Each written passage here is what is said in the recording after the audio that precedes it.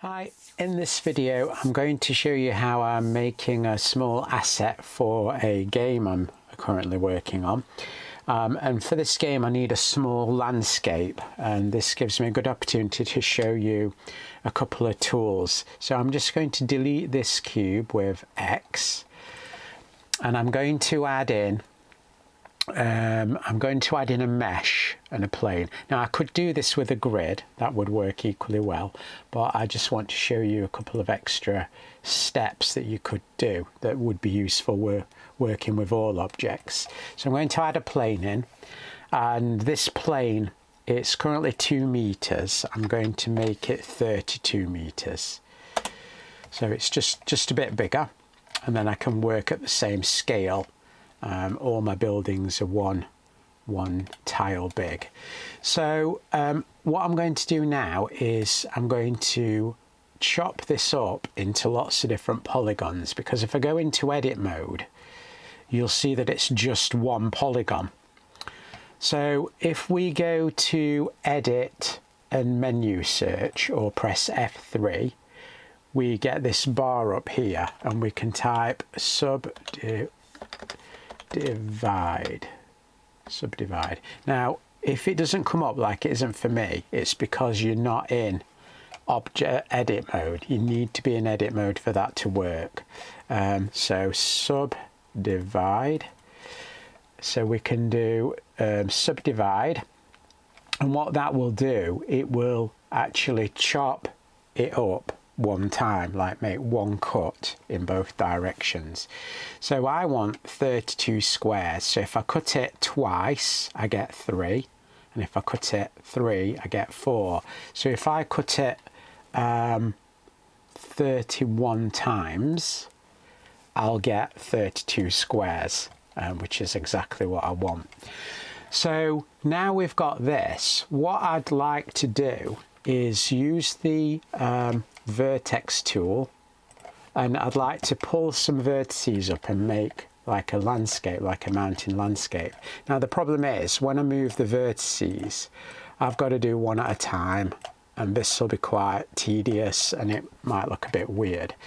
So what I'm going to do is I'm going to turn on up here the proportional editing tool, and now when I move it up that doesn't look any different, but I get this little grey circle around my vertex, and if I use the mouse wheel to make that circle bigger, when I pull up now you can see that it's pulling up the others around it proportionally. And if you look at the shape of this curve, it matches the shape of this profile here. So if I choose a different profile I'll get a different shape. So with this tool I can slowly start building up some hills, and if I want larger hills then I can use the tool to make a larger sort of area like this. So that's one thing you can do. Another thing you can do is use the random one, and the random one's quite useful because I'm just going to make that smaller, is it will pull things up randomly, so you can make sort of, I don't know, more sort of jagged areas in your map like this. So let's say I've done this.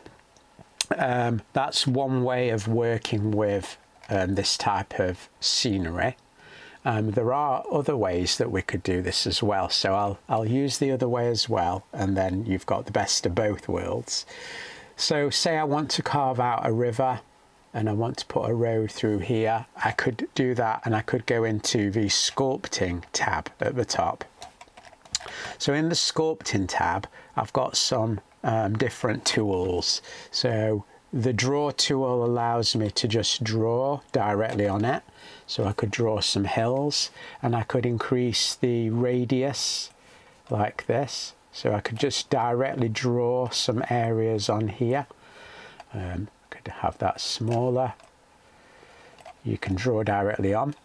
And the other thing with this is you can turn it into subtract mode, which is also up here, and then you can actually draw in like a river, and you could keep going and you could actually get quite a nice little sort of river going there. There are other brushes like the smooth brush that allow you to smooth areas out. Again, that's on quite high, probably want to turn that down a bit. And flatten will completely flatten. If you wanted to build like a roadway going through, you could. So they're very handy tools to work with meshes. So if I just go back to the layout mode and go back into my edit mode, you'll see that I've now got this little river. So that's probably it for the video, but I'll just show you like how you could actually put water in there as it was in sort of games gone by. What you would simply do is add another plane, and then I'm going to just pop into a different render mode, and I'm going to give that plane that I've just added, I'm going to just give it a colour. Don't worry, I'm going to do videos on colour and materials, but now I've got this plane, I can just simply move it down until it's where I want it to be. And that's how you would make a river or watered areas in most computer games. You would simply carve it out, and actually you can actually do that in real time. If I wanted to click on my sort of mountain area again, and I start deforming the terrain, it's actually going to create these sort of areas in real time for me. So I've got that on random. Let's put it on smooth like this. So we could actually create areas in real time with water. So I hope that's been useful. That's using the Subdivide to create the geometry, and then I've used the proportional editing tool. It's probably a good idea to turn that off after you've used it. And I've also used the Sculpting Tools, and this would be a small section of a map in my little game. Okay, thank you, and I shall see you later.